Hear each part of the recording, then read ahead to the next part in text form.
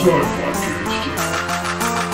Gangstas. I kind of begrudgingly respect just the dedication to not getting better at what you do for a living. Just coast through life. It probably shouldn't even happen. If you got it, you got to flaunt it, Acid. You know what? I got a lot of stuff that I don't want to flaunt, and so I just keep it to myself. Jeremy is really big into the used mattresses. I think that's an excellent deal. He has a used mattress store on the side. I'm not going to pull the pants down without the pants down cue.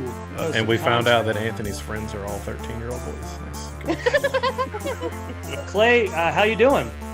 Doing a little more poorly after that terrible introduction. I was just fine, to be honest with you.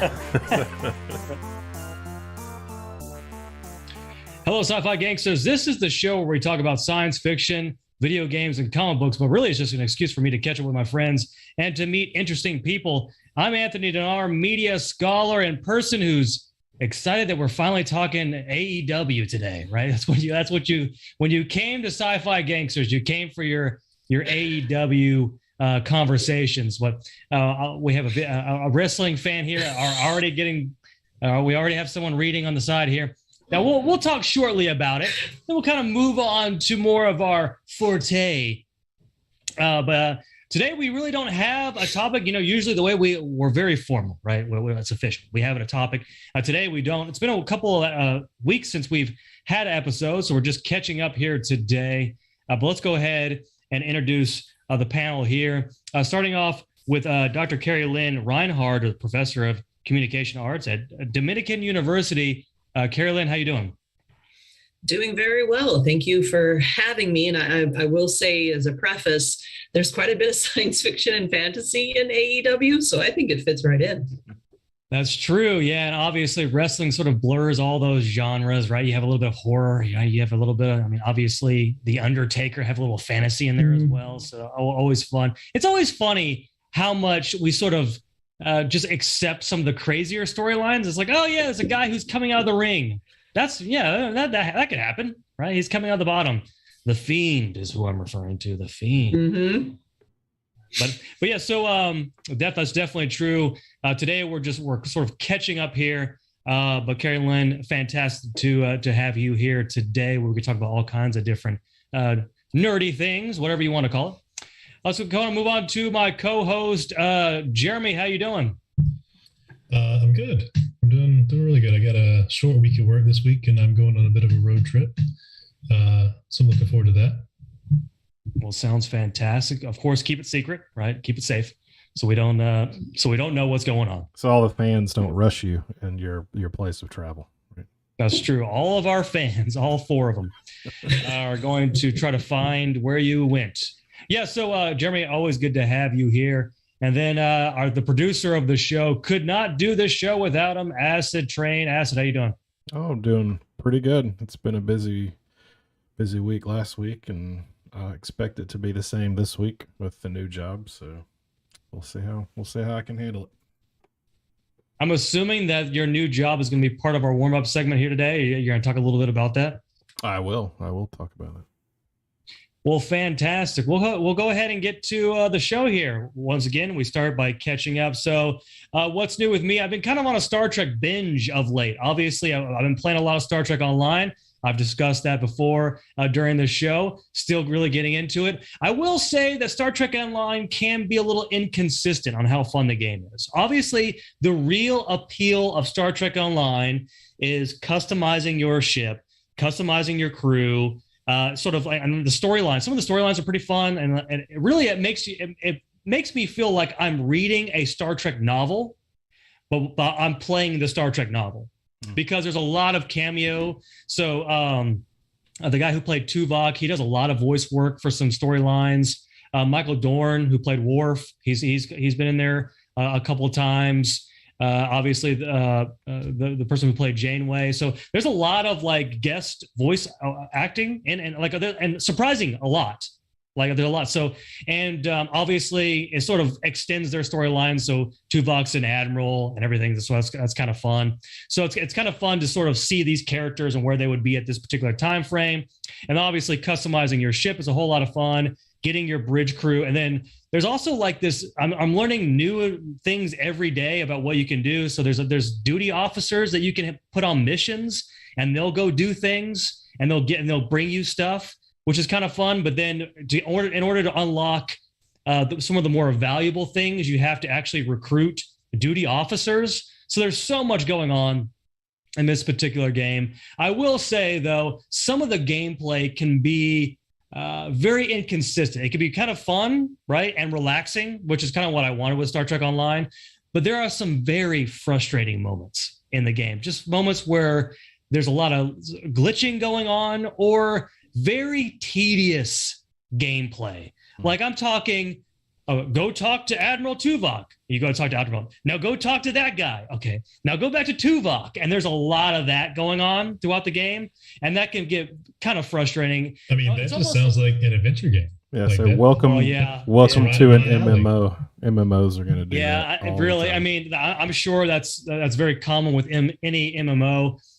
I will say I have not spent money yet because there hasn't been a need to. So enjoying Star Trek Online. I did want to talk about Star Trek Discovery because, Jeremy, I know you are resistant to Star Trek Discovery. And I didn't resist. I gave it a shot. You gave it a shot. It is terrible. Okay, so season 4 is very good. And I've talked about my frustrations with Discovery, and I talked about what the things that I love about Discovery. And the things that I love about Star Trek Discovery are highlighted in season 4. I love the characters. The characters are fun. They're fantastic. The relationships are getting really a lot of fun too, in terms of like the trust that the characters are developing with each other. So Michael Burnham, I'm 100% on board now with her being the captain. Saru, who's my favorite character, probably in any Star Trek series now. I'm going to go ahead and put him up there. All right. How do we end this? We're not muting. Stop. I got you.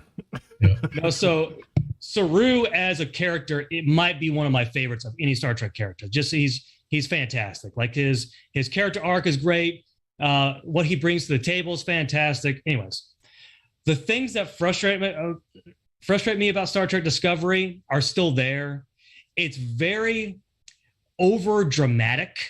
Like the acting is very CW in a lot of ways, and sometimes it can get cringy at moments, just the stuff that they say to each other. Like it's very positive, which is fine, right? But it's like everyone's just like, great job. That was a great idea. It's so great to have you here. And it's just like, guys, what are we doing? You don't have to do this. You don't have to have these conversations. What a fantastic idea. Let's do it. And like, it's just like some of this stuff is kind of, and yes, everyone cries way too much in the show. But everything I love about Star Trek Discovery in terms of the characters, and I will say this about the big bad that's in season 4, is it gets very interesting and almost very Star Trek-y in terms of how they deal with... The least you could hope for in a Star Trek show is that it's Star Trek. Well, this has been the criticism of Star Trek Discovery and Star Trek why I hate it. Card, is that it's not very Star Trek-y. But I know I've said a whole bunch about Star Trek Discovery, but I feel like the highs in Star Trek Discovery are worth the investment. Once again, another frustration with me with Star Trek Discovery is they pick and choose who they want to invest the storyline into, and they ignore characters that would clearly be interesting. Like just clearly, like why are we not knowing about this reptile on the ship? He shows up randomly, like he's a main character. He's a bridge officer. He's a reptilian character. I'm assuming he's Gorn, or some sort of version. He's Gorn in the timeline of Discovery. Remember, we're in the future. We're in the future now. Okay. So did he go forward with them? Yeah. He's part of the crew. But so he was there before. Yes, but he pops in and out of the show to a frustrating degree. So, and also Tig Notaro, who I'm a big fan of. I love Tig. She's not enough in the show. Like she is not enough, because when she's in the show, she kills it. Like, she's fantastic, and it frustrates me that she'll randomly appear in an episode. I'm like, where have you been this whole time? And then when she's involved, she's fun, she's funny, like she's believable as a Starfleet, and like her skills are great. Like she's kind of like a Maverick character in a lot of ways, or like MacGyver is what I was trying to think of. She's like a MacGyver in a lot of ways, and that's fun. Like it's funny, and she's not in it enough, and that's also very frustrating. I know I've talked way too much about Star Trek Discovery, but I will say it's worth it. Also, Book is also a fantastic character as well. Anyways, CarrieLynn, have you seen Star Trek Discovery? Are you familiar? Are you even a Star Trek fan? Oh, I'm definitely a Star Trek fan. I haven't seen Discovery. I've seen the first season of Picard, and I'm looking forward to watching the second season. I just don't pay for Paramount, so I don't have access to it. And how you were just describing Discovery sounds like all of my critiques with the J.J. Abrams stuff. So that doesn't sound that appealing to me. Here, so look, I am Jeremy. You're not the only Star Trek fan. I am a huge Star Trek fan, right? However, I have beaten you every time in Star Trek trivia. So if we're just ranking, you're really good with that's because you're really good with trivia. That's because I'm dumb, Jeremy. That's because I'm dumb. All right. So, anyways. I get all your frustration. And I know most of your frustration, Jeremy, has been on the unnecessary disruption of canon. Okay. And it's almost to the point where I want to, because in spoiler alert, at season 3, they jump to the future. So they're in the past, and then they just jump past Picard. They go to the future. And when they do following Star Trek Enterprise's plan. I mean, so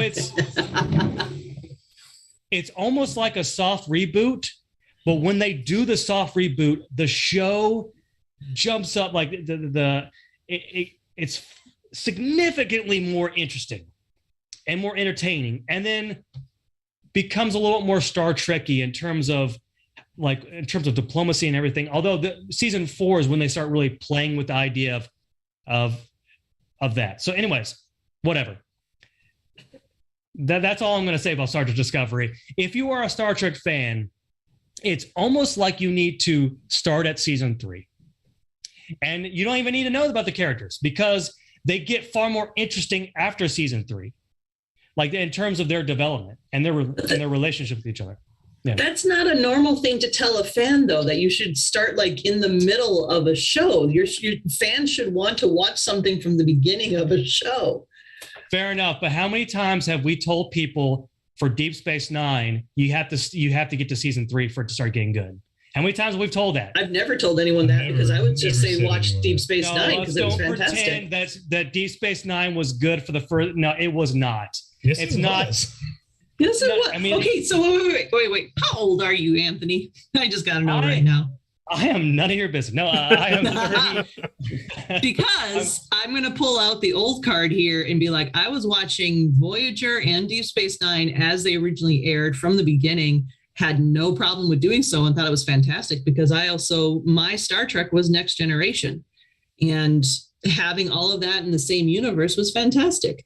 So being able to have the characters bouncing around across these different shows, this is really cool. It was an expanded universe at that point, which we had never had in Star Trek.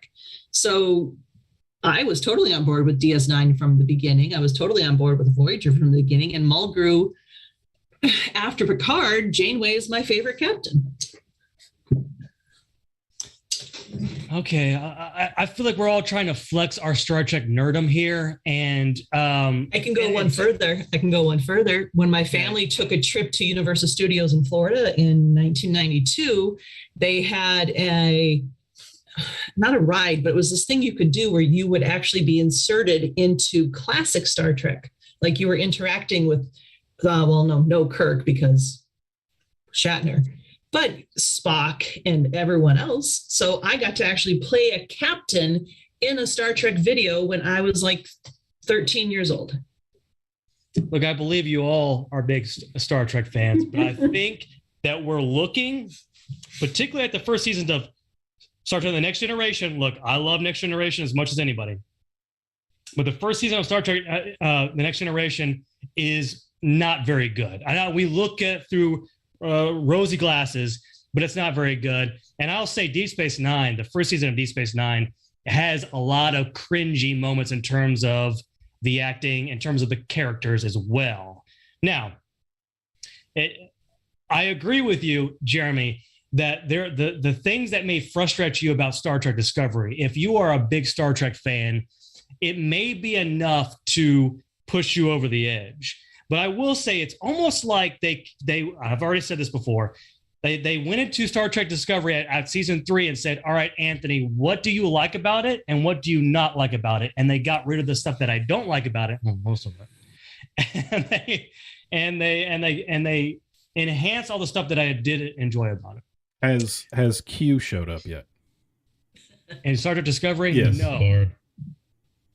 What? But he's in Picard. He's in Picard. But Okay. and I've already talked about Picard as well. First of all, the season of Picard was horrendous. So let's just get that off the bat in terms of my opinion on Picard. I actually think it's better than Discovery. I like Picard. It's oh my goodness, what is It's happening? more- It's it's not more Star even. Trek. It's not even him. It's Patrick Stewart playing Patrick Stewart. It's not even Captain. Anyways, all right. So now we're going to get into a nerd debate here. He actually is more Picardish. It's actually surprising you're not more of a Star Wars fan since you just like the flash and bang. What That was have my I number said? one problem with J.J. Abrams' Star Trek. Those were not Star Trek. Those were him like interviewing to do Star Wars, which he later did, and I also hated. That was First of all, Carrie Fast Lynn, and I Furious. apologize.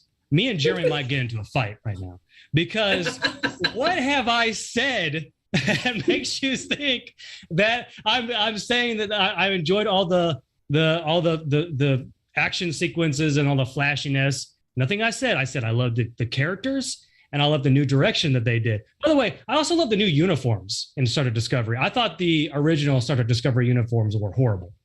But the new uniforms with the futuristic refit are fantastic. I love them.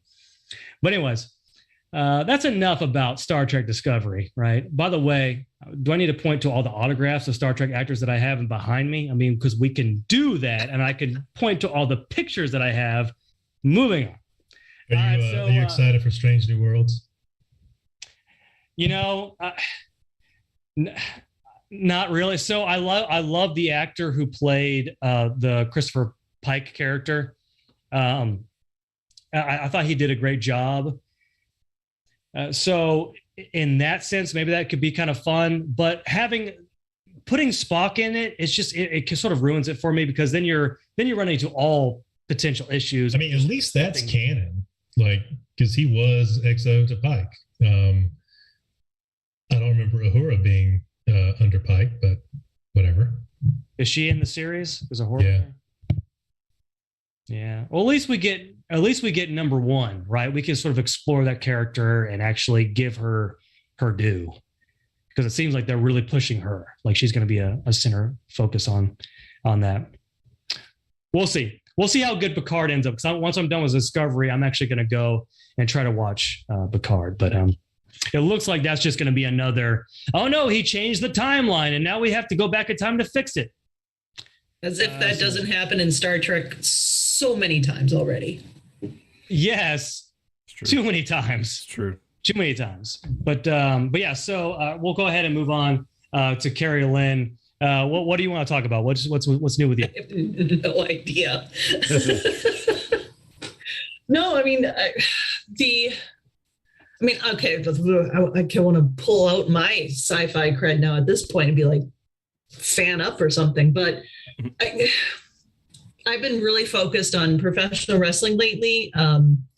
Star Wars was always my biggest fandom, but I've had so many issues with Star Wars as of late. Marvel, I think, would be the secondary one at this point, but definitely professional wrestling is what I'm really focused on, even to the point where I'm doing embroidery fan art for professional wrestling now. I'm exploring how to do embroidery fan art. So outside of that, given work, I don't have much time for a lot else. I'll read some comics every now and then to try to get caught up on a lot of the different universes I like to follow. But yeah, I would say I am looking forward to the next season of Stranger Things. I think that looks pretty good. I haven't seen the new Thor trailer yet. Probably go watch that after all of this as well. Yeah, I saw that earlier. Yeah, I definitely am want to go see that. I don't know when I'm going to get time for it, but I'm actually really looking forward to going and seeing the second Sonic movie because I really liked the first one. Other than that, I'm not really sure even what's coming out this year besides Multiverse of Madness, and that's another big one I'm hyped for. Yeah, there's a lot of shows, a lot of movies that I'm interested in. Jeremy, I know I texted you earlier about wanting to go see Everything Everywhere All at Once because of all the hype around this film. I definitely want to see that. Obviously, the new Doctor Strange movie that comes out, I wouldn't mind seeing that as well. CarrieLynn, you might find this kind of interesting. One thing that we have decided to do on this show is we're regularly going to have, I guess we're going to call it like a comic book club, right? Comic book club, or just a comic book club where we all read the same comic series and then we'll review it. And the one that we're doing now is was it Transmetopolis? What was it called? Transmetropolitan. Have you read that comic before? I haven't read it, but I've definitely heard of it. Oh yeah, Warren Ellis. I have like a weird relationship with Warren Ellis. I'm not totally sure if I like his work, but it's fascinating stuff. Yeah, he's kind of all over the map in sort of the stuff he's done. I think the most recent thing I read from him, I think it was James Bond. Actually, he did a James Bond series, and it's that's weird. It's different. Yeah, well, fantastic. Well, sounds great. We're going to come back to you because I do want to talk with you a little bit about AEW and your opinions on it. Let's go ahead and get to Jeremy. What's new with you? So yeah, as you mentioned, I've been rereading Transmetropolitan.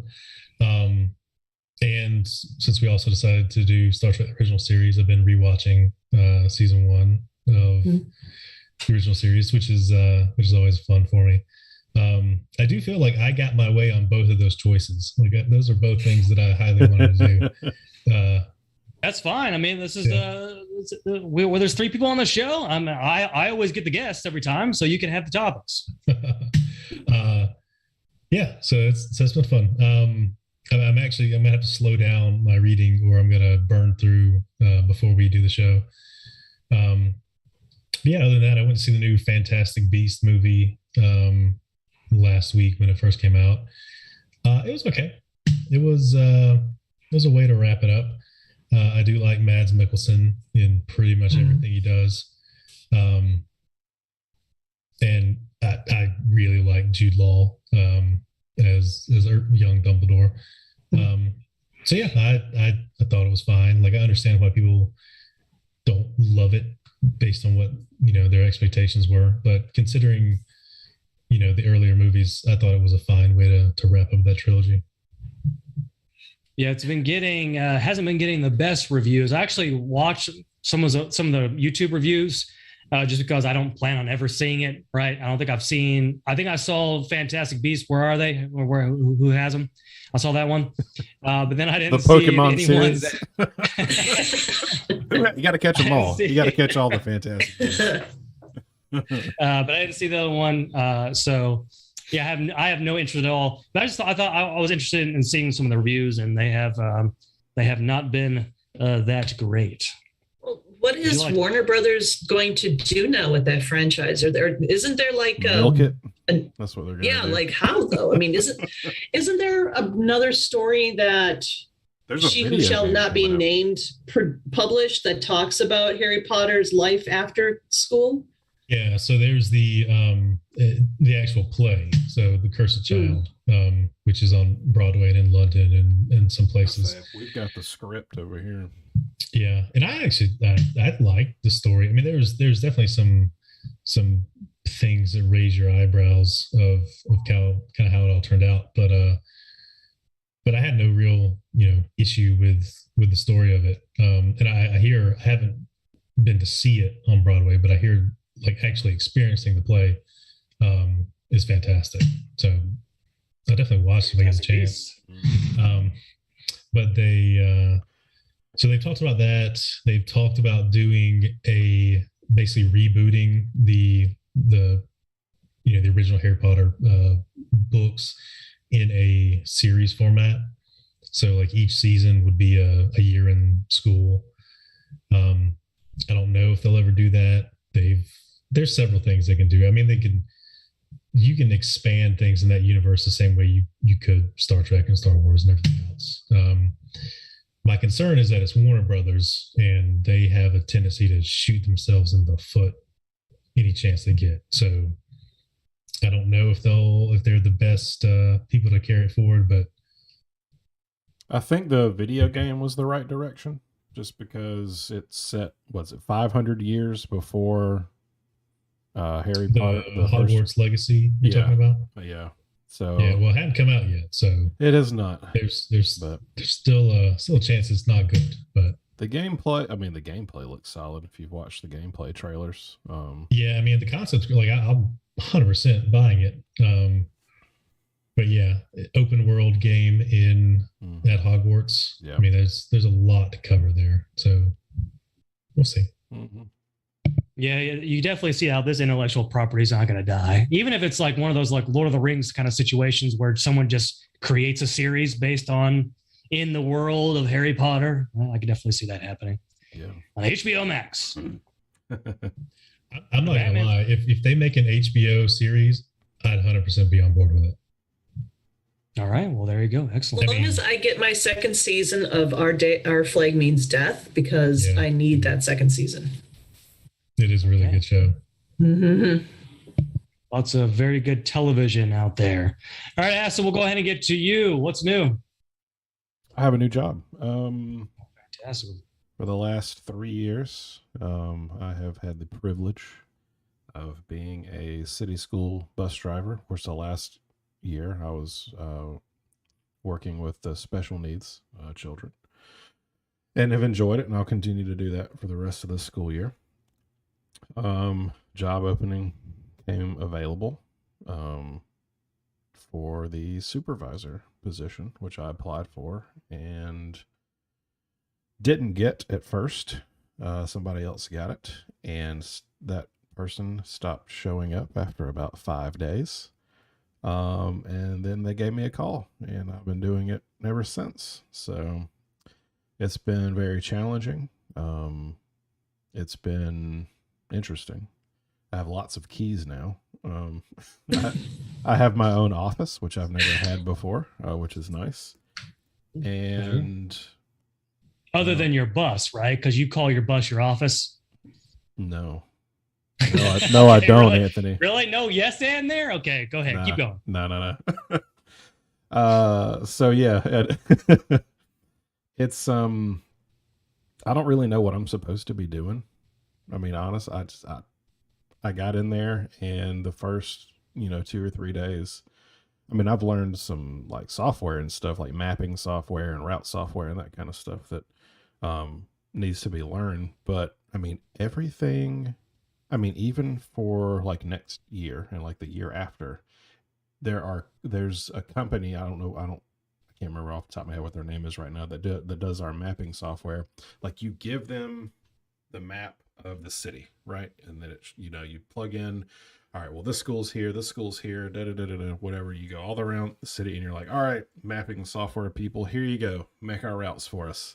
And they do it.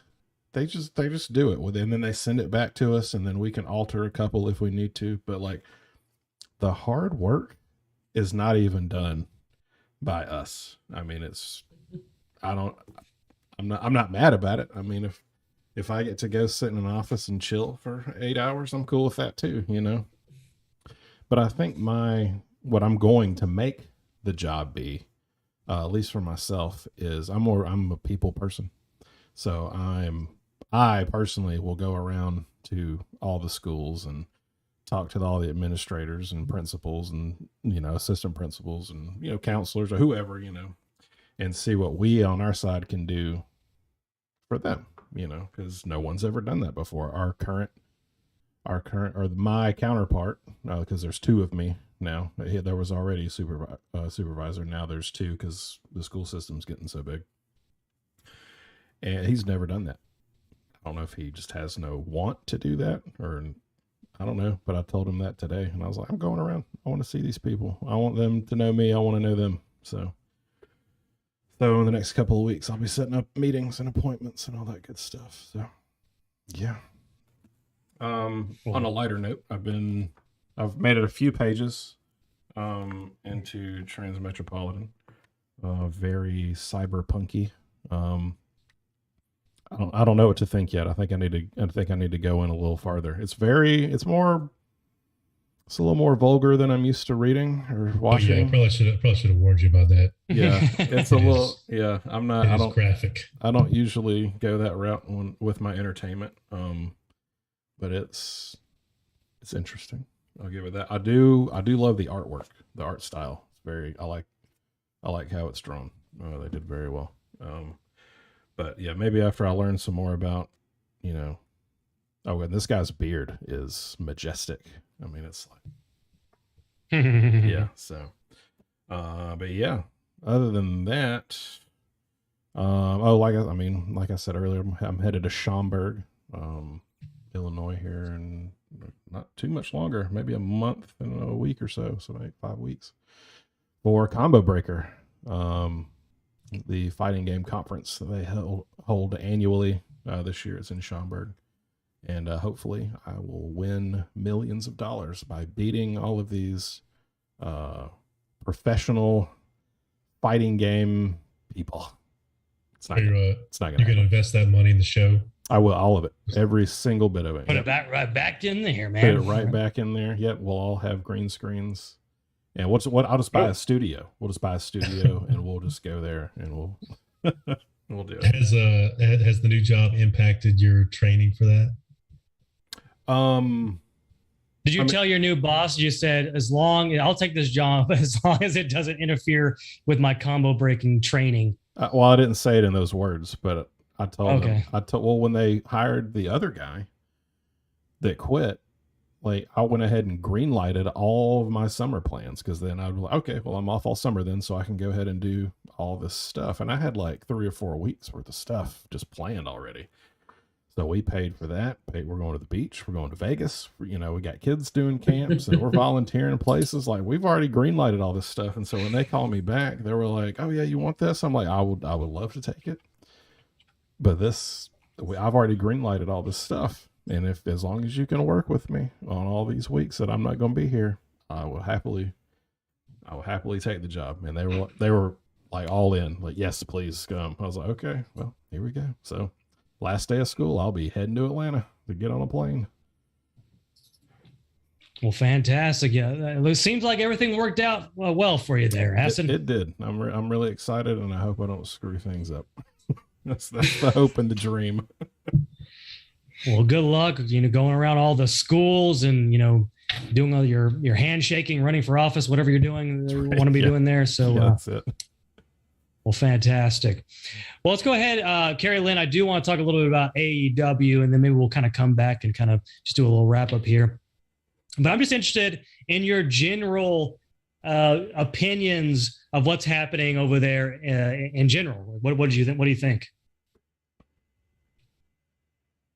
I kind of feel like I need to preface it though, because I've only been watching professional wrestling since like 2014. And I did get into it because of WWE, but largely it was the NXT version of WWE. Okay. So it was much more of professional wrestling than sports entertainment.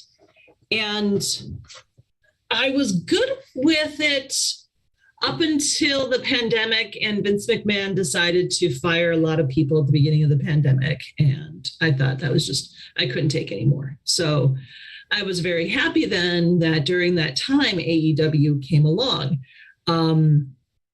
My partner's friend and wife got us tickets to go see All In, which is kind of what started all of this in Schaumburg. Well, I guess outside of Schaumburg. And I didn't really know any of the wrestlers before All In, but since All In, I have definitely become huge fans of them. And for the most part, I think everything that they're doing at AEW is the exact right way to do professional wrestling these days, and is great counter programming to whatever the heck it is WWE thinks that they're doing. I'm not, 100% behind all of AEW's choices. Like, I really think their women's division is underutilized. I still think that they should be pushing for intergender wrestling. I don't know if it's TNT and TBS that aren't allowing it, but they could always do it on Dark on YouTube. So, I mean, there's a lot to like, especially the continuity of the stories and characters, the quality of the matches. It has so many of my favorite wrestlers from the indie scene, from NXT, and from Lucha Underground. So, yeah, I think it's, as long as it doesn't, let's see, how do I want to put it?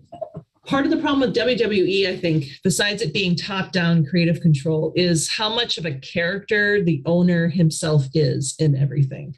And so he loves to make so much stuff about him, to the point where he wrestles people that he really should not be bringing in and wrestling.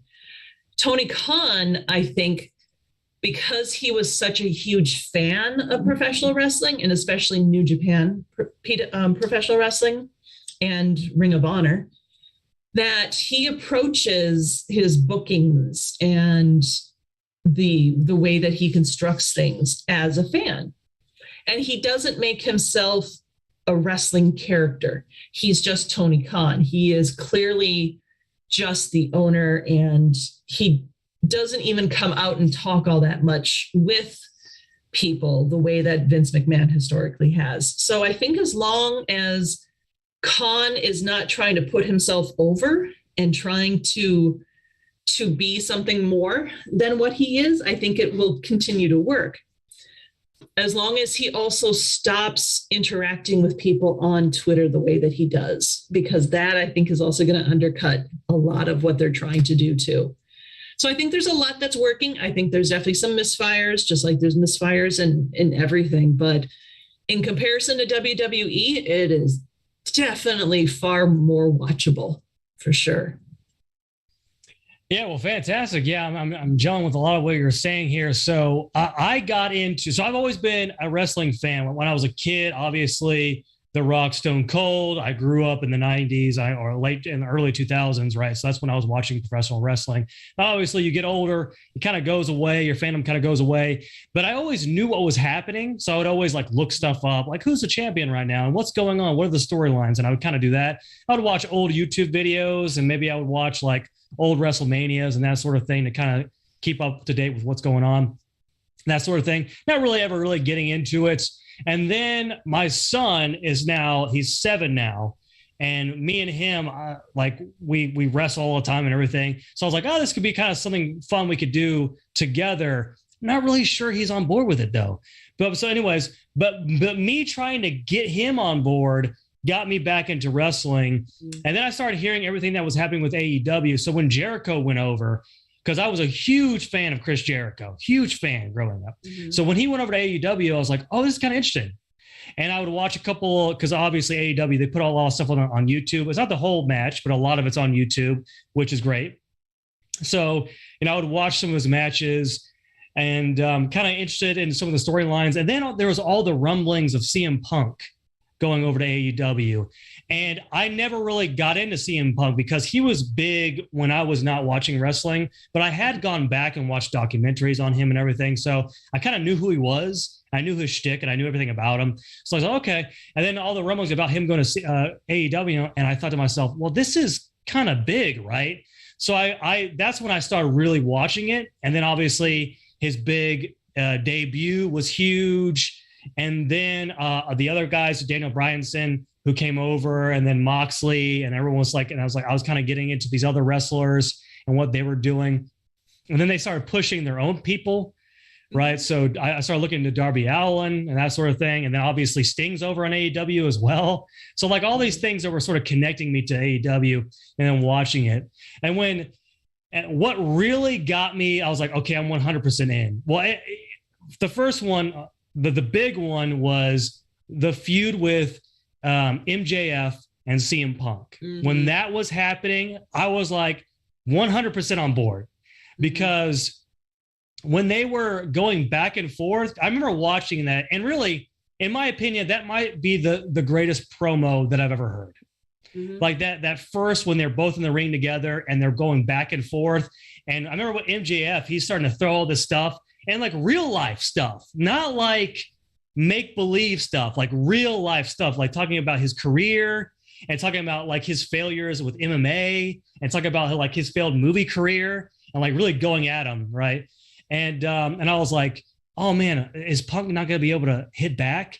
And then he hits back, and then MJF comes back with more stuff, and then basically calls him John Cena, which the audience popped huge for that. I was like, okay, this is fantastic, and their feud was a lot of fun. So that got me into it, and then the what they called the something club with Daniel Bryanson the Blackpool Combat Club. That's fun. That is fun. That's great. So that whole storyline where they're just going through the locker room and just beating up everybody and like challenging them, but then they got someone who they joined into the club, which is that's a great storyline. It's a great storyline where they're beating up on people, just demolishing people in all these matches, and then every once in a while they'll put somebody over, and then that person will join over, and they're kind of creating a stable, which is a whole lot of fun. So there's a lot of things that I love that's happening in AEW. But yeah, I think that's all I have to say about that. I don't know. Jeremy, go ahead, CarrieLynn.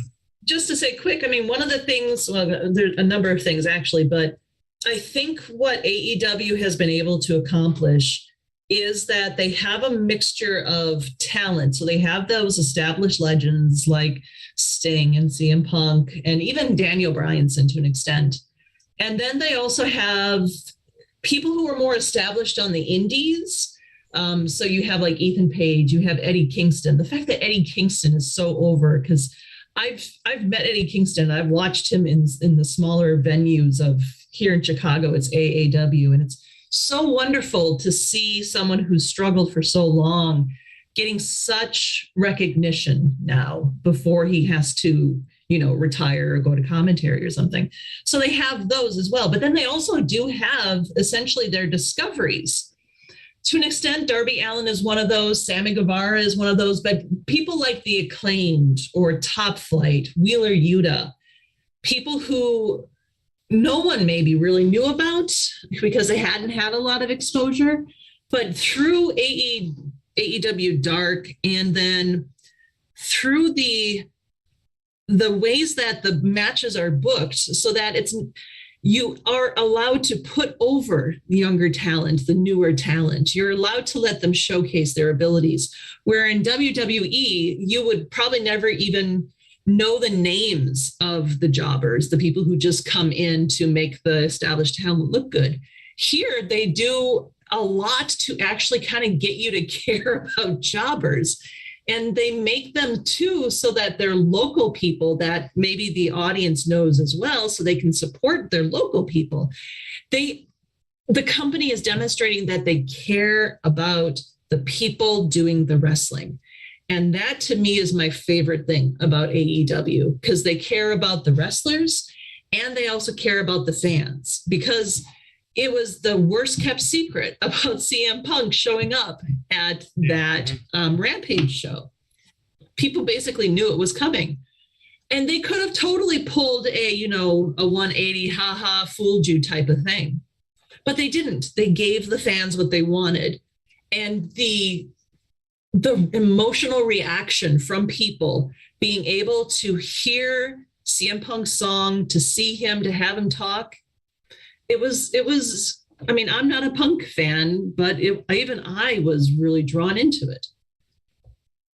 Yeah, fantastic. Jeremy, your thoughts? So is this Sting you're talking about? Is this the same Sting who's been wrestling for like 30 years? It's Yeah. How is he still alive? he's like 70 something and he's wrestling. He's in his late 50s, I think, isn't he? Oh, really? I thought he was much older than that. Okay. No. But what's interesting is, he is the one from WCW, and they did bring him into WWE for a couple of matches, and then he was basically hurt in a match with Seth Rollins, and that ended it. And so when he showed up in AEW, I was very concerned about him wrestling, given what I'd seen of him in WWE. But then they had a tag team match. It was Sting and Darby Allin versus the Men of the Year.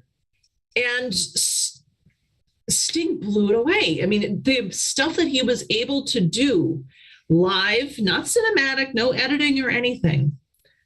He demonstrated that he can totally still go. Even more so than I would say someone like Jeff Hardy. I'm still really worried about Jeff Hardy. But totally blown away by what Sting is able to do. And even Jericho. I mean, Jericho, yes, I mean, I think he's fantastic. But there was for a while there where he was, kind of reflecting being out of shape, and you were kind of worried about him doing things. Somehow this year, though, he's gotten into really good shape and he's doing a lot better. So it is really cool that they're allowing these legends to still demonstrate that they can go, while also being mentors to younger talent and helping them get over at the same time, instead of burying them, which, again, WWE would have more of an inclination to burying the younger talent. And I don't know if this is true or not, but it does have this feeling like many of the wrestlers, especially the wrestlers who left AEW to WWE to go to AEW, that they are on board with the idea of let's have good matches rather than becoming a star or becoming the champion. Like we're far more interested in having good matches. Yep. So they're far more likely to, put other people over, or just to have to make someone look good, right? To have your opponent look good, right? So I feel like that's I don't know, just it's a fun, positive energy coming from AEW. Mm-hmm. Well, and it's fascinating because Jericho was he was kind of a face, then he healed in a face.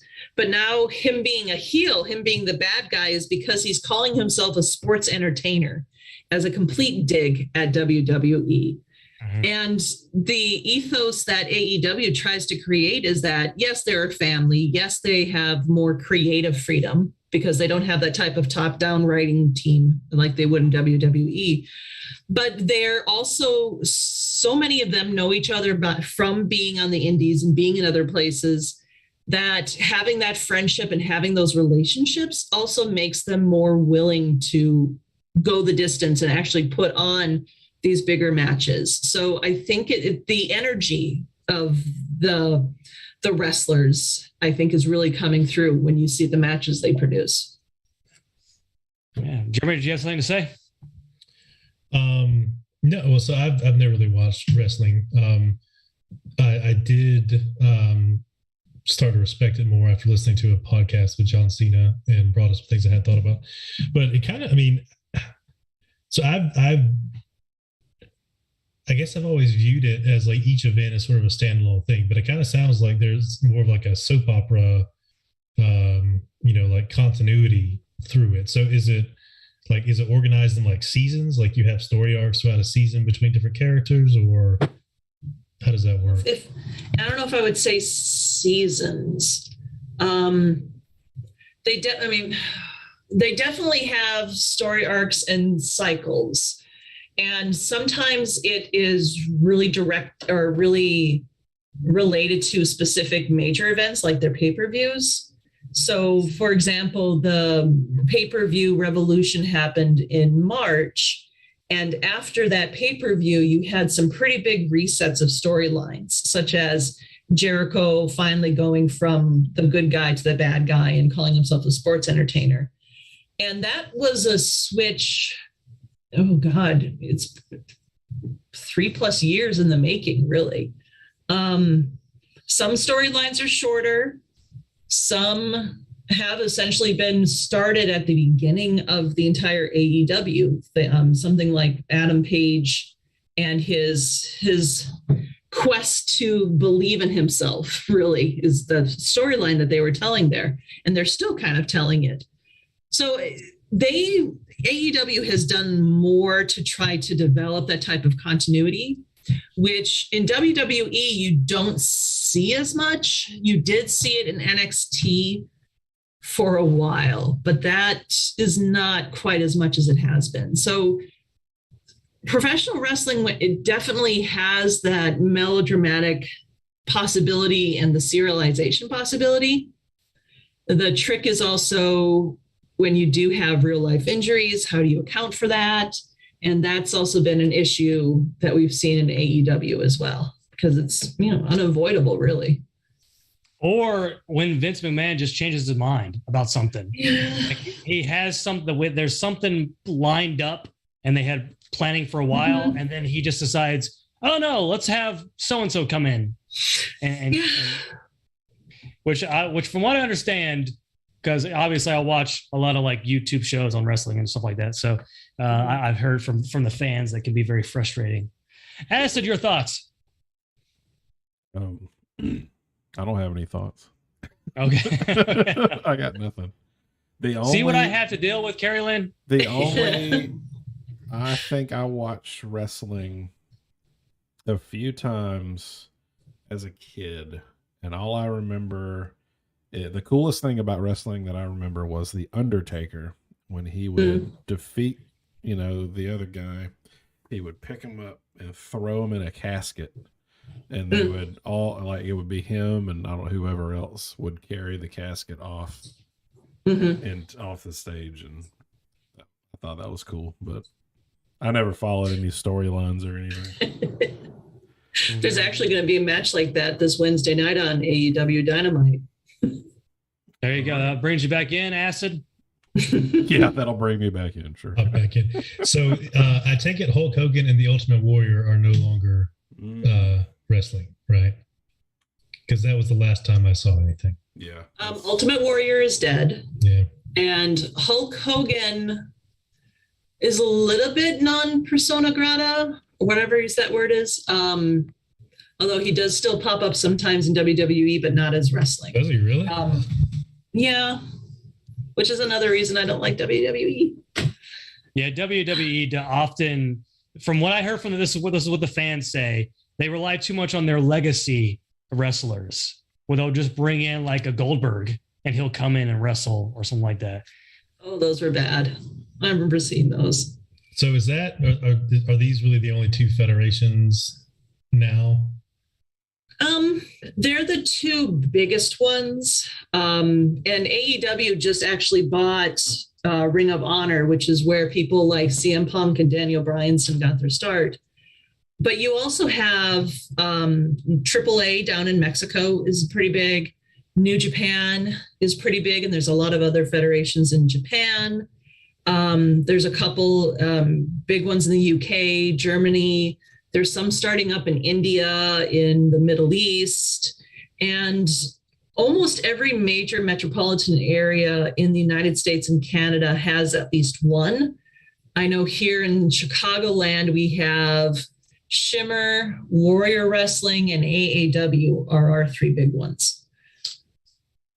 Yes, there's all kinds of like small little indie stuff, but for the most part, the two big ones would be WWE. And then, of course, other ones have come and gone. Like TNA was big. That's where... It's still around, though. It's called Impact now. Oh, okay. But they don't have... AEW and WWE are the only ones that have, like, major cable contracts. Impact has what I think it's AX TV or Access TV or something. So it's a smaller cable network. But the other nice thing that's happened, kind of because of the pandemic... Even before that, though, YouTube has really helped a lot of people find federations from around the world. So a lot of those smaller indies will put up videos. And then you have streaming apps like Fight TV, where you can access even NWA is back. You can access NWA shows and pay-per-views through Fight TV. So my AEW, they will stream their pay-per-views online as well. So you can actually watch it from wherever you can get Fight TV. Well, there you go, Jeremy, something to consider. No, I actually might go YouTube something, because it does sound kind of interesting. I'm still in my head. It's like, how do you watch it knowing that it's not real? But I guess you suspend disbelief watching any other type show. So maybe it's the same thing. Yeah. Wrestling's fascinating, right? Because wrestling's more so than like watching a television series, because it's like this weird, like liminal state almost, like where you enjoy the storylines, but then you also appreciate the sport of it as well. Like so you appreciate what they're doing in the ring and how that blends in with the storyline. Mm-hmm. Knowing that it's obviously not real, but knowing that there's real stuff happening. Like there's real stuff happening in the ring. Yeah, like my partner and I, we love to equate it to martial arts movies. And I love Jackie Chan movies, especially his earlier stuff from like the 80s and early 90s. And one of the things I always loved about Jackie Chan movies was how he showed him almost dying every single time within the credit sequences, because he would show all the outtakes. And to me, professional wrestling operates in a very similar way, except it's live. There is no editing. And the audience plays a really huge role, because if the audience is not into what's happening, it can really deflate not just the match, but the characters and the storyline. So you have to emotionally connect with what's going on. And that can be through the story, through the match, or through the characters. So I think it's this really fascinating, like Anthony was saying, it's this really fascinating blurring of reality and fiction. Because yes, we know it's predetermined, but we don't know ourselves how it's going to end. So like we know with movies, the ending is predetermined, but we don't know how it's going to end. We only know by watching. It's the same with professional wrestling. How big of a experience difference is it watching it on TV versus live? Like theater, like you can watch good theater at home, but it's an entirely different perspective, experience if you're actually there. Is it kind of the same thing? Yeah, I definitely think so. And I think that there's even a distinction between being in a larger show and being at a smaller show.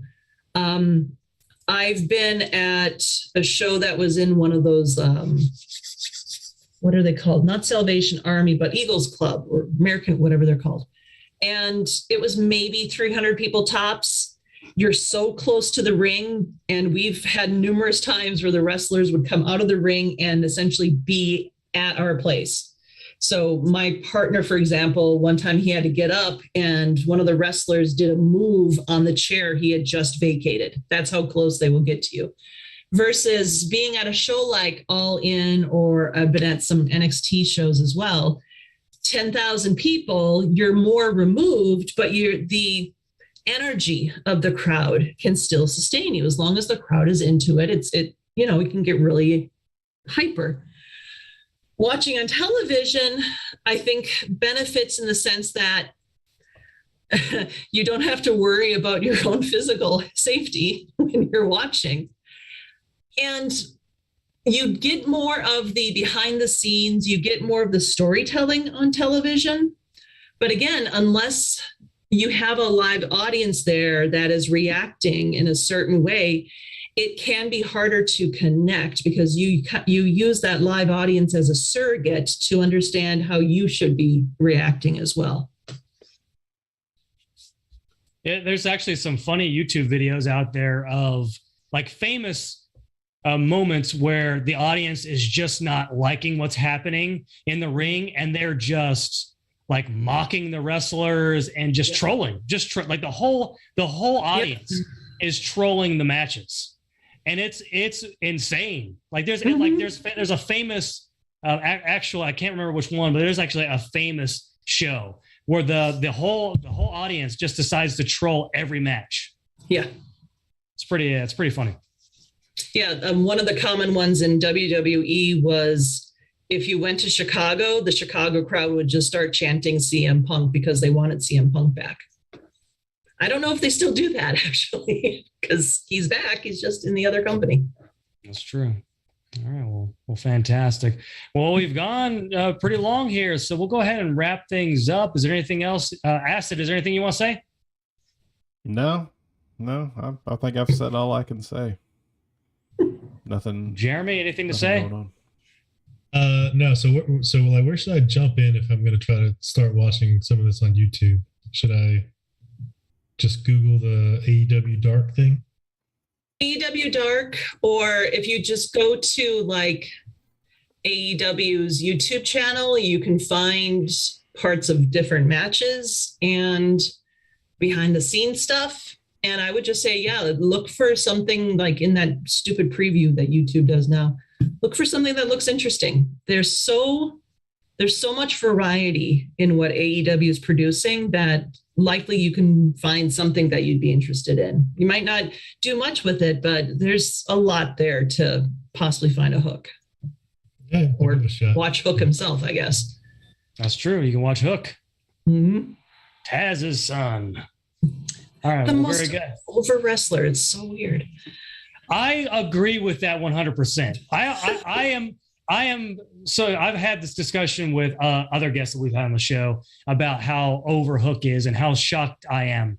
And I'm just like, I'm waiting for me to get on board. But I mean, I think I get it, but it's just like, okay, well, let me see him do something. Let me see him do something interesting. But anyways, He eats chips. That's true. CarrieLynn, it's great to have you on here. It's good to have you here. Thank you so much. a lot of fun. Yeah, nice to meet you. Nice to meet you all. Before we wrap up here, you can always check us out, SciFiGangsters.com. Check us out wherever you get your podcast, because we are in podcast form as well. We're always streaming live on YouTube once a week. I know we switched the days around. We were Monday nights. I think we're switching to Wednesday nights from now on, so definitely check that out. But for Acid Train, Jeremy, and CarrieLynn, I'm Anthony Nanar. Goodbye, everybody.